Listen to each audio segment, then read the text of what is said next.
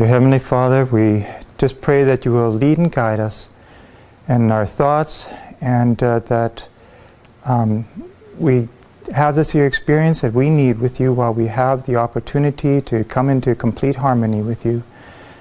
We thank you for every blessing, and we ask for the guidance of your Holy Spirit to lead and guide us in this study, and we thank you in Jesus' name. Amen.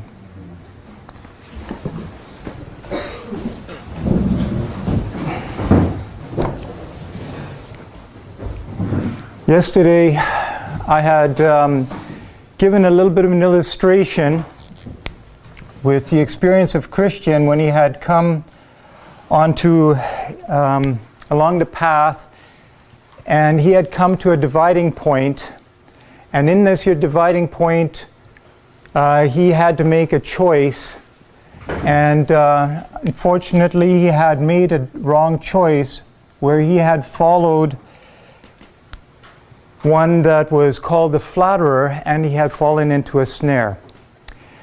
And by this, I was showing that there is a turning point here, that either you can go towards a direction towards evil or towards that of good. But his mistake was that he had not also taken that map, that which was given him, that guide. And he had not made use of it. And so he had fallen into that snare. And by this, we also see that this is like a balance. And this balance is also depending on which way our character is to be developed.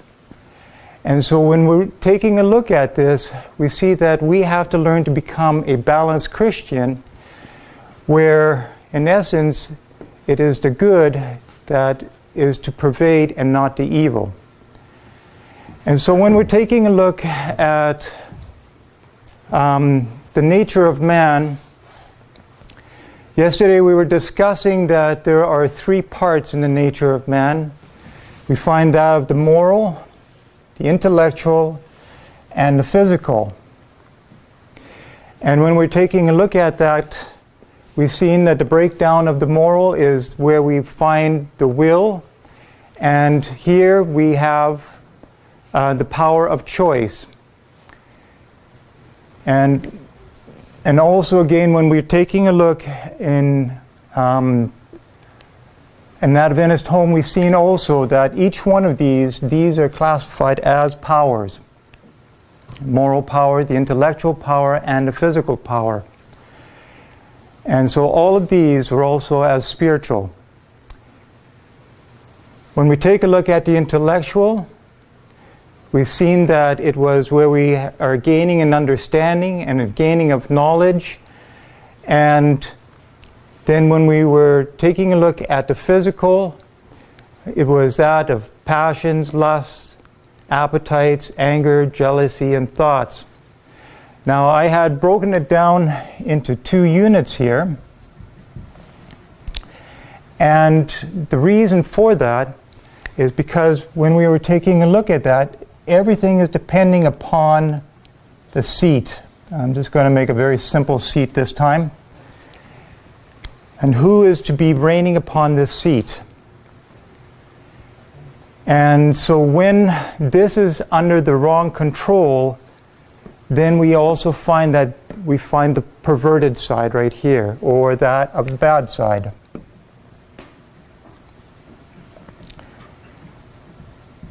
And so each one of these aspects can be found on both sides. They can be either good or bad.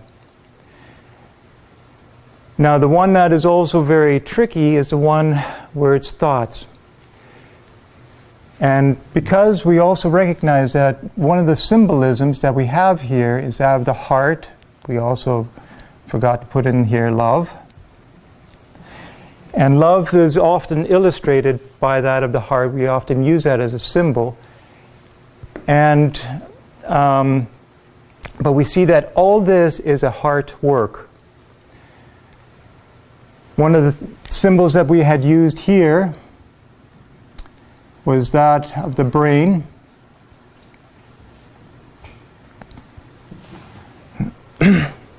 or the mind.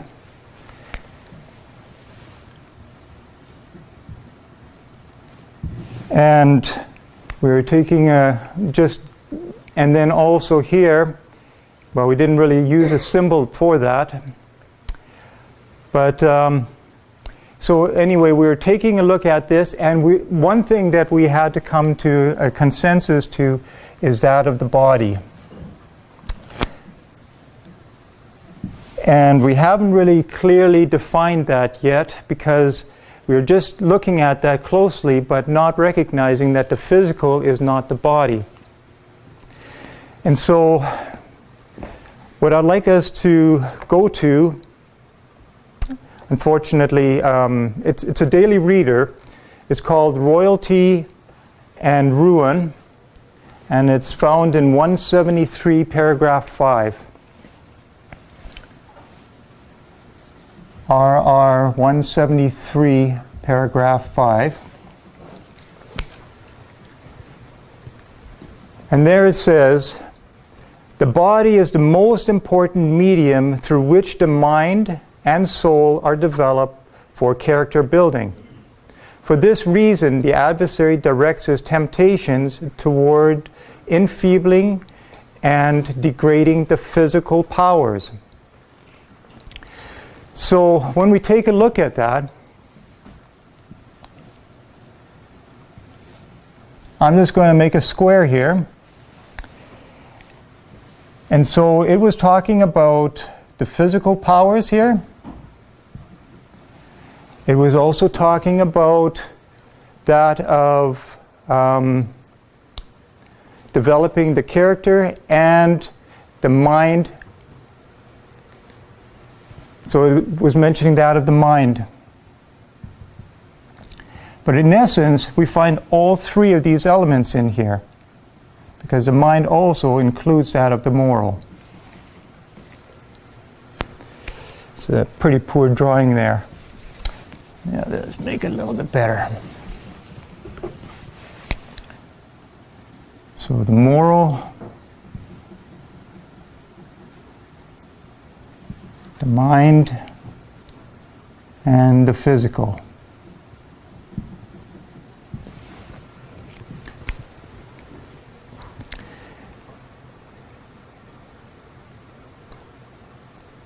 Another statement from the Crest collection, page 45, paragraph 4.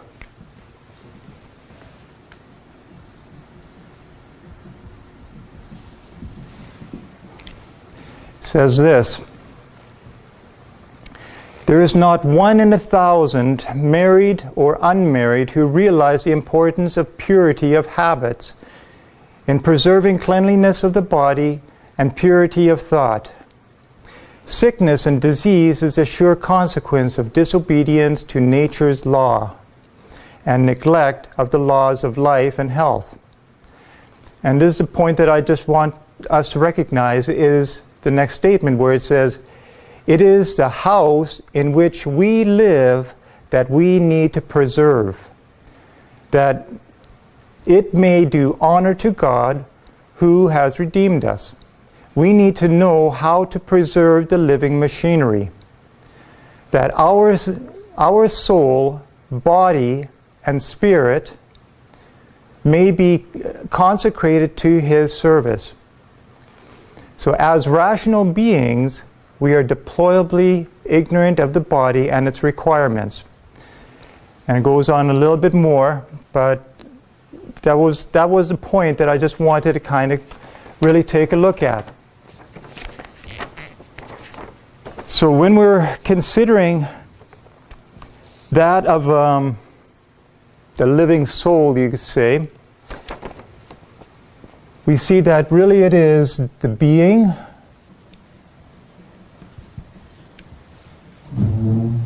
plus that of the body. Okay? And why so this is the living soul here.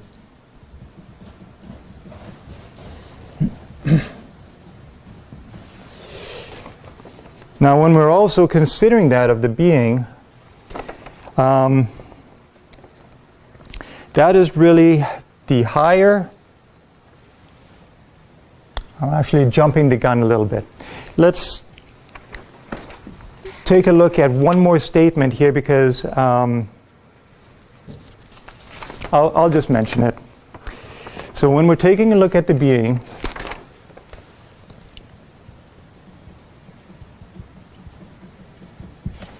we're really looking at the higher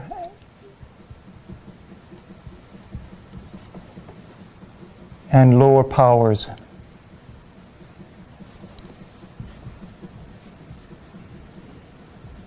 Now, I haven't really discussed that, but when we're taking a look at that, I'm going to just make this line a little bit higher. This area right here is the higher powers.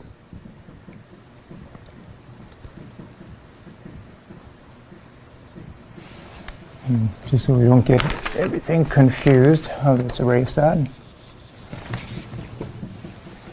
And this is the lower powers.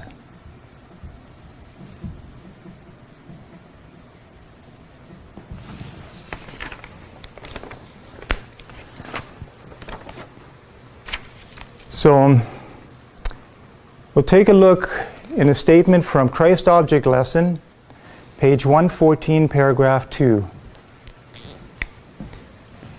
Christ Object Lesson, 114, paragraph 2. It says, in his prayer to the Father, Christ gave to the world a lesson which should be graven on mind and soul. This is life eternal, he said, that they might know thee, the only true God, and Jesus Christ, whom thou hast sent.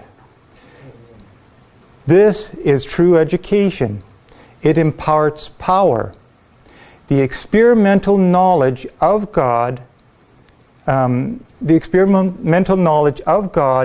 of Jesus Christ, whom thou hast sent, transforms man into the image of God. It gives to man the mastery of himself, bringing every impulse and passion of the lower nature under the control of the higher powers of the mind. It makes its possessor a son of God and an heir of heaven. It brings him into communion with the mind of the infinite and opens to him the rich treasures of the universe.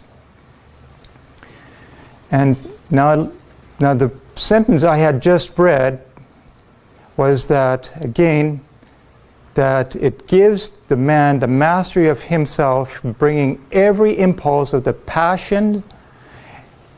impulse and passions. So this is this part right here that we've been taking a look at. These are the impulses and passions.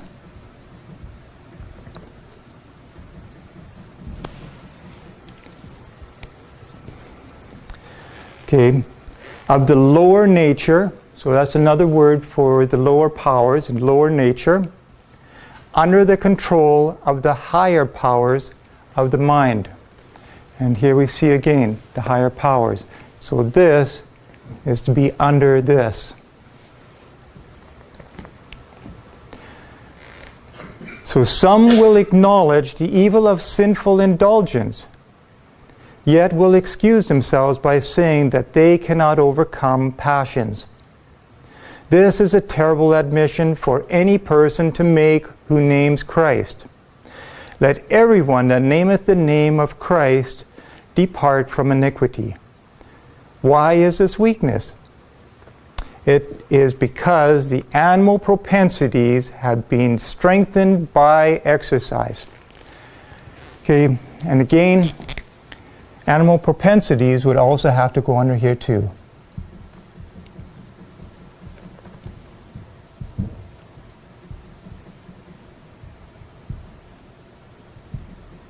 I think that's how you spell it.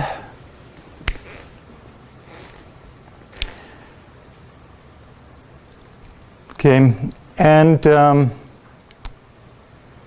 So until they have gained the ascendancy, so let me read that again. It is because the animal propensities have been strengthened by exercise until they have gained the ascendancy over the higher powers. Men and women lack principle. They are dying spiritually.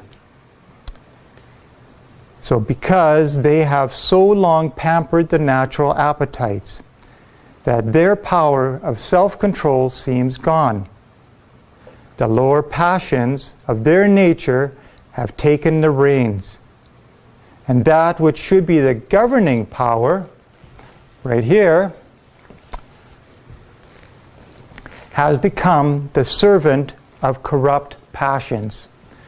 And this is, okay, I have this under good, but then the corrupt is when this is the part when it is under the wrong seat. Okay. The soul is held to lowest bondage. Sensuality has quenched the desire for holiness and withered spiritual prosperity. The noble character is not the result by accident. It results from self-discipline, from subjecting the lower nature to the higher power, from surrendering self to the service of God and humanity. So, now, one of the statements that we had read yesterday, I'd like us to go back to that. And that is Adventist Home, page 27, 127, paragraph 2.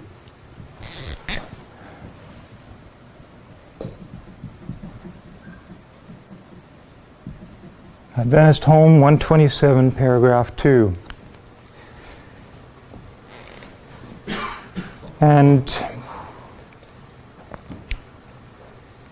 again, there it says here, the lower passions have their seat in the body. And that's the very first sentence. So, and this is what I wanted to bring out here again. This seat. So the lower passions have their seat in the body and work through it. So, and then at the very bottom it says, our bodies, of that paragraph, I'm just jumping quickly ahead here a little bit, to the bottom of the paragraph. And it says, all animal propensities are to be subjected to the higher powers of the soul. So the love of God must reign supreme. So Christ must occupy an undivided throne. And that's the part I just wanted to quickly get to again. So everything what we see here, this is a contention then for the throne here. So Christ wants to reign here. And then Satan wants to reign here.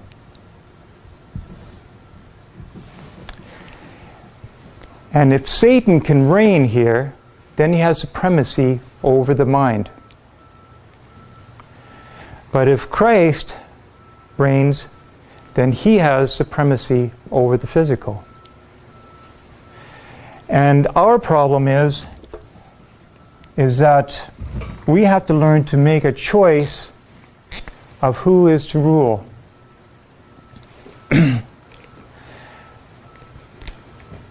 And so this is where the decision comes in. And again, I'd like us to consider this when we're taking a look at steps to Christ. And I'm just going to, this is Steps to Christ 47:1.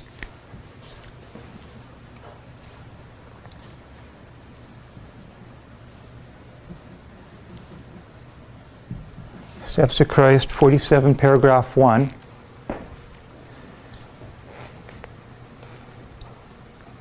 And again, I'm going to read here. So, many are inquiring, how am I to make the surrender of myself to God? You desire to give yourself to Him, but you are weak in moral power. So, right here, it's showing here that we're weak.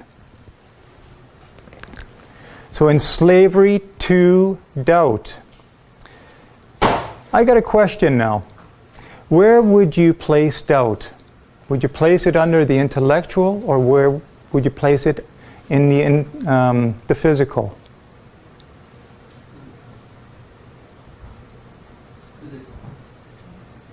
I'm sorry? Physical. You. Okay, so doubt. We'll just put it here. Any other thoughts? Why would you place it on the physical? I would place it under the intellectual. Under the intellectual. Okay. And Now, the reason why I would do that is because the opposite of doubt is faith, or the opposite of faith is doubt. And faith comes by hearing the Word of God, right? So, but hearing the Word of God is information, which falls under the intellectual category there. So Okay. that's why I would put it under there. okay, for the sake of the speaker, or the sake of the mic, okay, so under the intellectual, because the opposite of that is faith. And faith comes by hearing the Word of God. And here we can also see that this is where we can find, where we gain the knowledge of God and the Word of God. Okay. Now, why would you place it under doubt under the physical? I misunderstood. I thought you had said, where would you place health? Health. Oh, okay. No, we're talking about doubt. So would you agree then that doubt would be found in the intellectual part, or Yes. in the mind? Well, is doubting or having faith not a matter of the heart, which is a matter of, I guess it's a matter of decision. So would you place doubt under the will?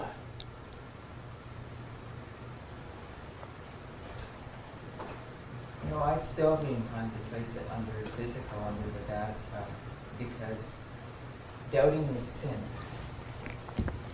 Doubting is sin. Okay. Now, okay, let's consider that. So, can a person sin intellectually?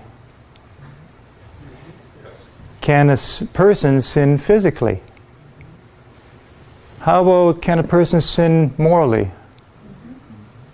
So, what would be the difference? So, would you still put doubt under the physical because they're sinning? No, not because of sin. Because doubt is sin. I'm sorry? I wouldn't place doubt under physical on the bad side simply because it's sin. Because as you say, sin can occur in any one of the three dimensions. Mm-hmm. But sin is a choice. Sin is a choice. Choice. Okay. Well, let's just go. Doubting begins in the thoughts, and this, Henry, as I said to you yesterday, the thoughts is the one area that I'm just still a little... Yes, and it's true. The thoughts can be found in actually both categories here. And it is one of those areas that can be found in the mind, and it's also, in a sense, it's being expressed here as in the physical as well. Because doubt is when the lower passions have held sway. Okay. You've allowed doubting. Okay, Brother Jeff. You may have already addressed this, but many times when people do this breakdown of higher and lower, they'll include judgment. And judgment, I think, is where you're going to see manifested a choice on whether it's doubt or faith. I think it falls in the higher powers. So you think that doubt is to be placed here? In the higher powers? In the higher power, moral and Or- intellectual. More in the intellectual? Moral and intellectual, I'm not sure. I'm saying it's something that takes place in the attribute of our higher power that is defined as judgment. Okay, so under higher power. All right. I've been often kind of questioning about that one myself, but what I've been kind of coming across, I've been finding it too that is more under the intellectual here than under the physical, even though that sometimes when we're dealing with thoughts, we can have thoughts of doubt. But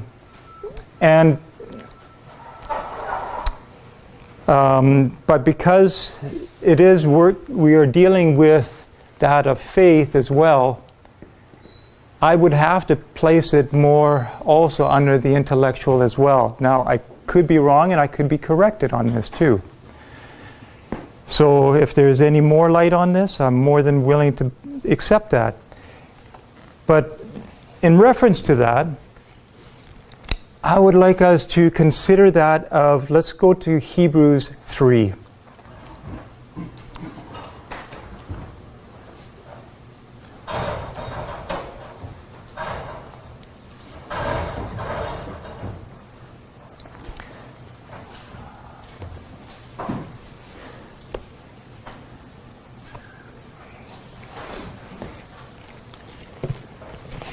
Let's turn to Hebrews 3.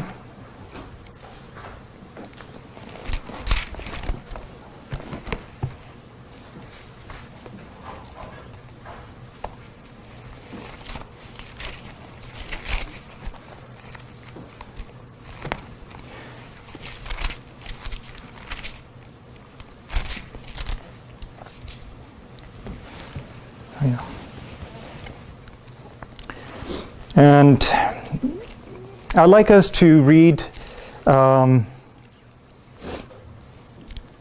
from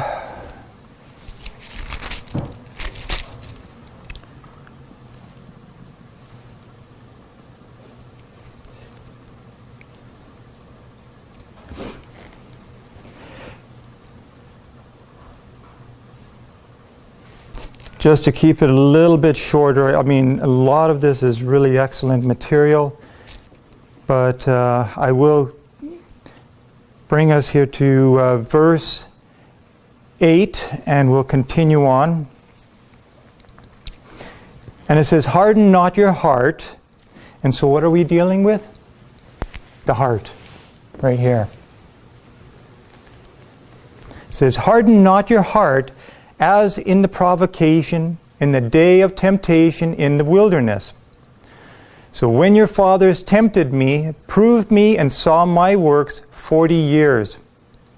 Therefore I was grieved, and with that generation, and said, they do always err in their heart. So, and they have not known my ways." So, just before I continue on, it says, they have not known my ways. Where would you place the term ways?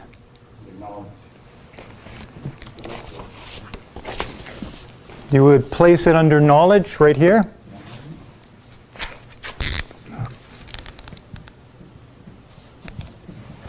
Okay. Now, why would you place it under knowledge? My people are destroyed for lack of knowledge.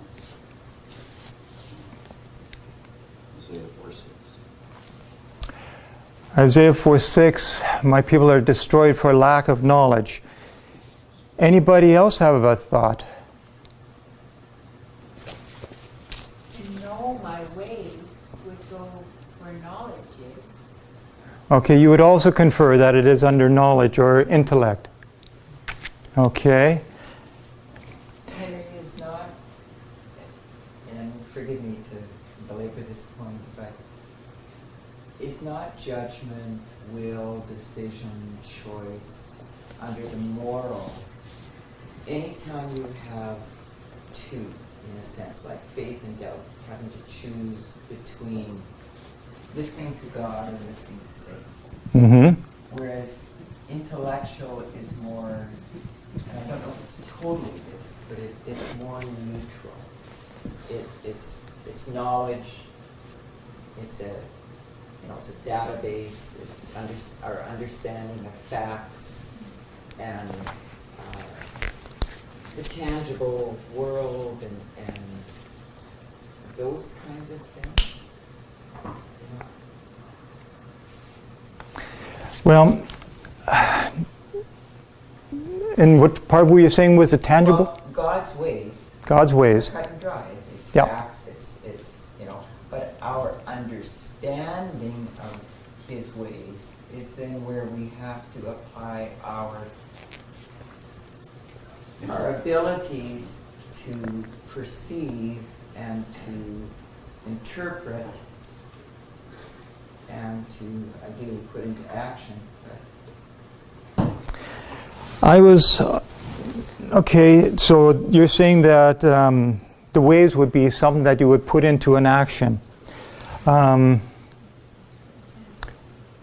Would an action fall under the intellectual, or would it fall under the, or an outcome it would be, wouldn't it be, as far as an action? It's the result of a choice. It's a result of a choice. You put into action the conclusion you've decided. So in a sense, it's just simply a result, which in essence could be a part of the moral. Like we don't just sit still and we make a choice or we have a decision. We're acting on it, whether we think we're actually making an action. We're still acting on that choice. Okay, so we're acting on that choice, What we've made. and yes, I guess I was just wondering if this verse could be all three, because they err in their heart, so that would be the third column, and they have not known my ways, and so obviously their will has not been God's will, so it just seems like it's all three of them, there's a problem. and that's a very good point. Now, when we take a look at that verse again, so they do err in their heart. So this is where the error is, right here. And, then of course we have that semicolon, so it's giving us another subject, but it's still related to. And so what is it really related to? It has that appearance that is related to that of the heart. Okay? The mistakes in our heart is what causes us not to know His ways. Yeah, so, and this is where I'm leaning also in this direction, because it's talking about the heart, that really what you're finding here are the ways right here. Okay? And if you go to 7, Henry, it helps a bit. Wherefore, as the Holy Ghost saith, today, if you will hear the voice. You see, you've got to hear that voice. The Father calls. That's how you get the first step when the Father calls. So you got to hear that voice. And then you've got to open the door. So there's an action when you hear the voice. Okay, so it's mentioned here that verse 7, it says, whereas the Holy Ghost says, today if you will hear His voice. So talking about this, but my question is, okay, in verse 7, about hearing the voice, that would mean that the ear would have to be open so that they can actually hear. And the problem is are the ears really open? They hear, but they don't hear. Okay? And if the people don't have their ears open, they can't hear that voice. And for that reason, they're not walking in that way.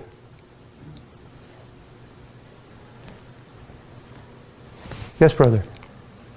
I like the verse, the part of the verse that is read, talking about the voice, because we have to ask ourselves the question, then what is God's voice? And God's voice is really His word, because that ultimately comes down to what it is. So And I'm looking at all the words under the intellectual category, and it's seeming to me that it really is having to do with information in some way or the other. So understanding has to do with information, knowledge has to do with information. The Word of God is information. So that to me is when we talked about the other part, when he says his ways, we do not oppose his or whatever, I'm paraphrasing. It's suggesting to me that ways would still follow or fall under the intellectual category, because God's ways, if you look at it, is, as the sister said, it's cut and dry, it's facts, and to me that is just another way of saying information. So I would still suggest that the ways, which is a set of guidelines or rules or commandments or principles or what have you, still falls under that intellectual category. Okay. Okay, so you're suggesting that it would still follow under the intellectual as far as the ways are concerned. Right. Okay. Right, and maybe I would use another word I would maybe put under the moral category is reasoning, based on the verse Isaiah 1 verse 17 and 19. Because in order for you to be able to reason Isaiah, God, I'm sorry. and understand His ways, which is the information He wants to tell you about.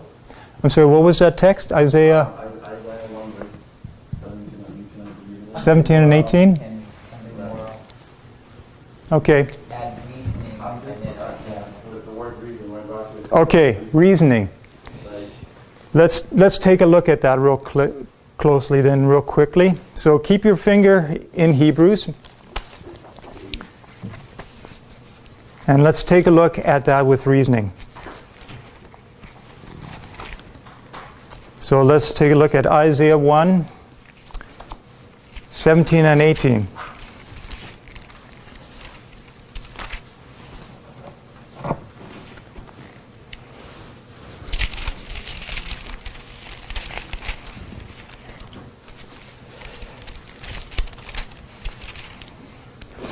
Okay, and it says here, learn to do well, seek judgment, relieve the oppressed, judge the fatherless, plead for the widow.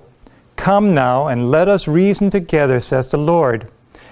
Though your sins be as scarlet, they shall be as white as snow. Though they be red like crimson, they will be as wool.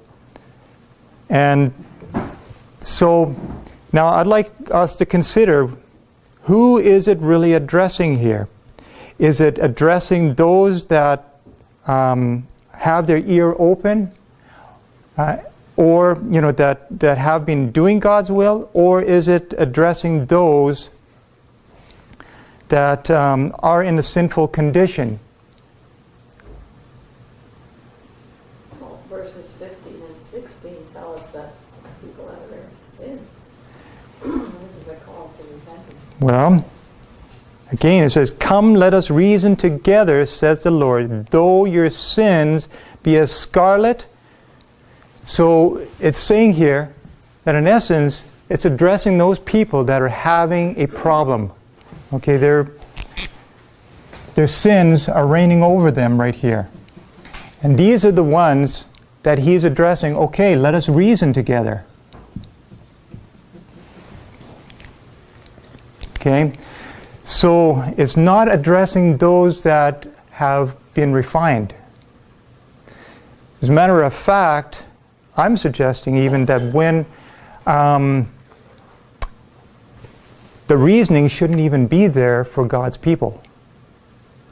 Because when we become obedient, we're to have implicit obedience. That means we already know the voice of God. Here, with this reasoning, they don't know the voice of God yet. But Henry, in verse 12 and 13, I mean, it's God speaking to his people. God is speaking, Apostate people. and that's the point. Okay, so if it's an apostate, okay, then are they keeping the word of God? Are they really obedient? They're on the wrong side of the equation, the moral dimension. They're making wrong choices. They're making wrong choices. Okay, so But they're still reasoning to do And if they're an apostate, how would you also look at them? Would you classify them as a heathen or as someone that is saved? Well, worse than a heathen, since they had the truth and turned from it. I mean, God has given us reasoning powers. It's up to us to use that reason to get sanctified by the word. You see, as long as they're in an apostate state here, they're classified as a heathen. In darkness. In darkness. Okay? And as long as they're in that kind of a condition, this is when God still reasons with them. I'd like us to consider now, I mean, this is a very popular story that I'm sure all of us are familiar with. When we take a look at Abraham, okay? Now, Abraham was given a direction, and he was told, okay, go and sacrifice your son. Did he reason with God? Are you sure? Because if he was obedient, if he knew God's voice, then he would automatically, implicitly obey, even though that it seems contrary to the law. Okay? And this is the whole point, because it was contrary to the law, because it says, thou shalt not kill. Right? And yet, what did he do? He was willing to do what was given him. And so, immediately, so this is what God is really requiring. He's requiring no questioning, Implicit no reasoning, obedience. implicit obedience, and that's the whole point. Okay? So when we're talking about reasoning, this is only those that are in that sinful condition, because he wants to cleanse us. And the whole point of this whole object here is so that we come into unity, into one mind, right here, with Christ. 5. That's right.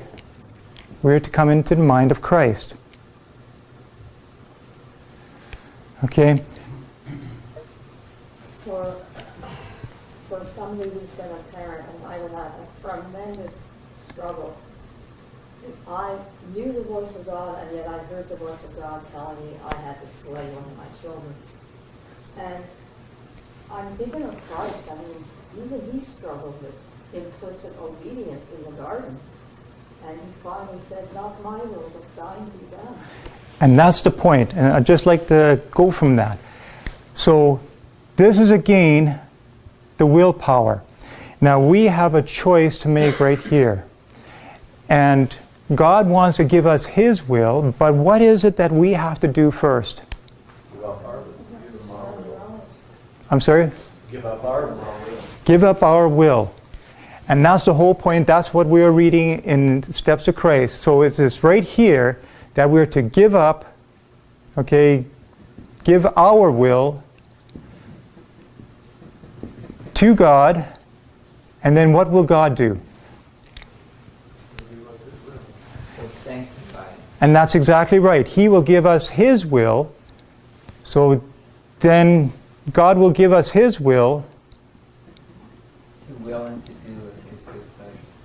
to will and to do his good pleasure.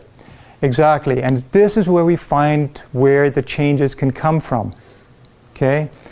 So when we're actually taking a look at that, the question is, when we're talking about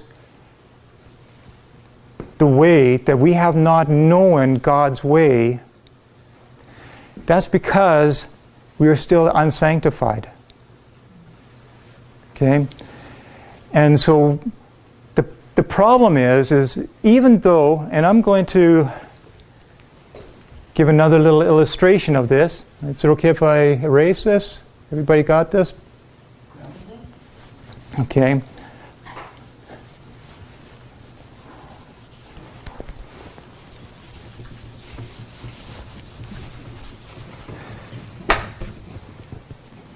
Okay.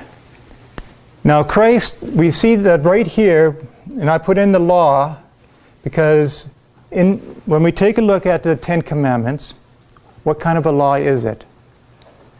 It's a law of protection. It's a law of protection, but the word I'm looking for is moral law. Okay? And so the moral law, we can see, kind of falls under the moral. So because this is actually showing His ways. It's showing, what God wills, and, so that we have the right direction. Henry, would you put reasoning outside that, if we're thinking of our lines, in darkness? Yeah. I'm not sure I follow what you're saying. Well, I'm thinking of our template, Mm-hmm. template of a line.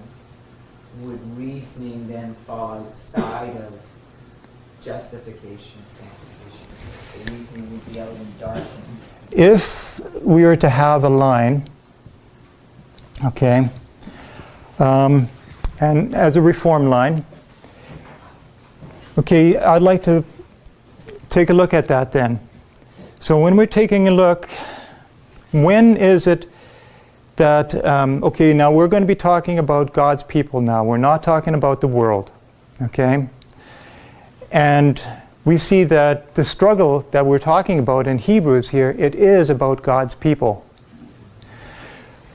So when was the Ten Commandments given? As far as, okay, we'll go into Abrahamic, or into time of Moses. Okay? We see that there is a covenant that is also being given to God's people. And does everybody recognize that there are actually two covenants?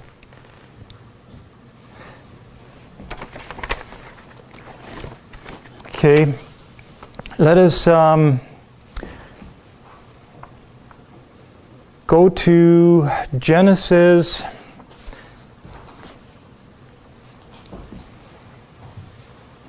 I think it was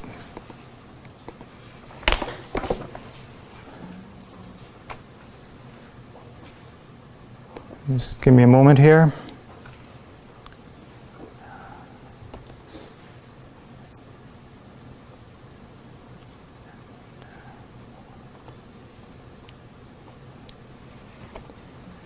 Genesis 29,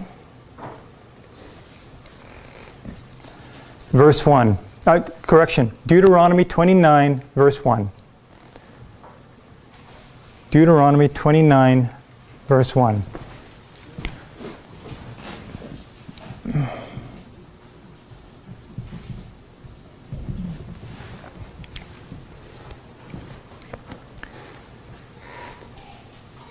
Okay, and there it says, "These are the words of the covenant which the Lord commanded Moses to make with the children of Israel in the land of Moab, beside the covenant which he made with them in Horeb." Okay, so we can see that there are two covenants that are being made. Where was the covenant made with, or where was the Ten Commandments given? Horeb. Horeb is another name for Sinai. Okay, so when we're taking a look at man, we see right here that God is making a covenant with them. He gives them the Ten Commandments.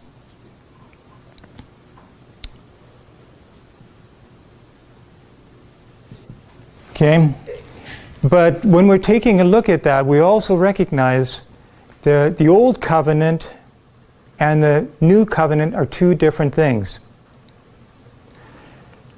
And when the children of Israel received the Ten Commandments, what was their reply? We shall. All that the Lord said we would. All that the Lord has given, we will do. Okay, all that the Lord says we will do, exactly. So they're saying here, okay, by the commandments that have been given us, we're willing to do it all. Okay? But what happened? Were they righteous, and did they remain righteous? No, because a short time after that we see the fall with that of the worship of the fall of the golden calf. Okay? And so we see at this point in time, God wants to give it. He speaks the law to us. And but then there's an increase of knowledge, but yet we find a failing.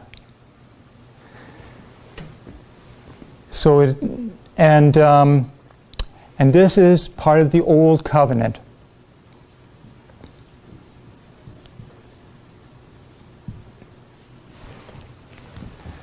However, God made another covenant with the children of Israel just before the destruction of Jericho. And what is the destruction of Jericho typified as? The Sunday law. Okay? And so he's making another covenant before that time. And that was in Moab. So here we find another covenant. I'm sorry? Okay, Horeb is that of Mount Sinai, which was in the beginning. Okay, but then after that, he makes another covenant. And so when we're taking a look at this, we see right here, they cannot keep it. And here, this is where we find also where God is still reasoning with them, because they're having still a problem with their sin issue. But here, when this covenant is made, what is the difference between the old and new covenant?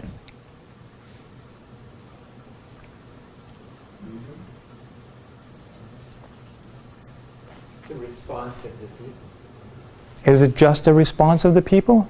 They no longer sin. I'm sorry? Well, the new covenant is his law in the heart. So The new covenant is the law in the heart. Okay, so here we have the covenant, or the law, but now we find it in the heart.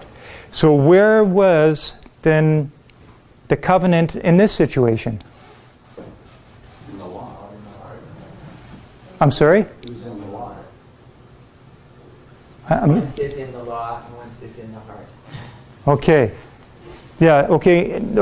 Where was this covenant, or where were the 10 Commandments, you could say? Was this law found inside the heart?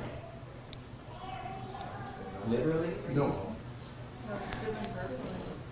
Okay, because we find here we have heart of flesh, right? But here it says that they have a stony heart.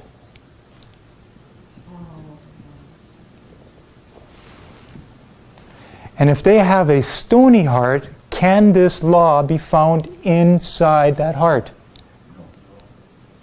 No, it's on the outside.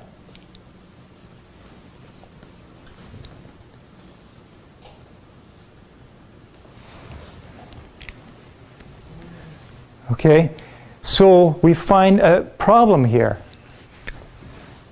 There's a separation.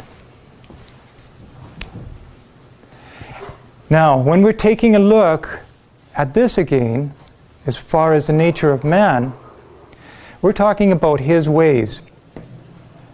Okay, now we see that God has very clearly made his ways in the higher powers. Okay, we see it as being very clearly expressed in the 10 Commandments, the moral law. And it is also given to us through his Son, Jesus Christ, and he speaks it to us. We see that at Mount Sinai.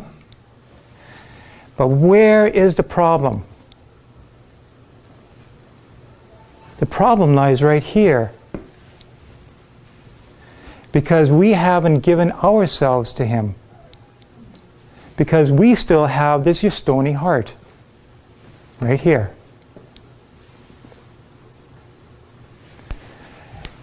So, if the heart is of stone, who is actually ruling? Satan. So we still have on this here seat, the seat of Satan. Another name for that is the old man. And, we have all sorts of different names. We got the flesh, we got the carnal nature. But it's primarily, we'll just use the term old man. And now we can see that we have a problem. We have the problem exactly which is expressed, which we found in Romans 7. Okay? Because here, this old man, he has a part of this your seat. But what we have read is that Christ wants to have the entire area. Okay? And so, in essence, the problem lies in this area right here. So how is it that we are to gain the victory? So that we have to get rid of the old man so that Christ can rule on the entire seat. And that's the dilemma that we have right now, isn't it? Okay? So, because my time has run out, we're going to continue this thought. But I'd like you to also kind of think about that so that when we come back next time, when we take a look at this, that we'll see the process of how God wants to work in us so that we become one with Him in the same mind. Because what we're talking about is right here, is that we want to have this here covenant where we have the law in our hearts. Okay?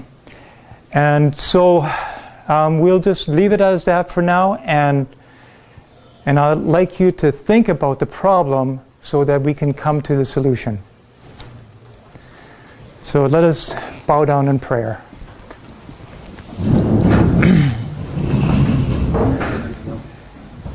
Oh, and let us kneel in prayer. Thank you.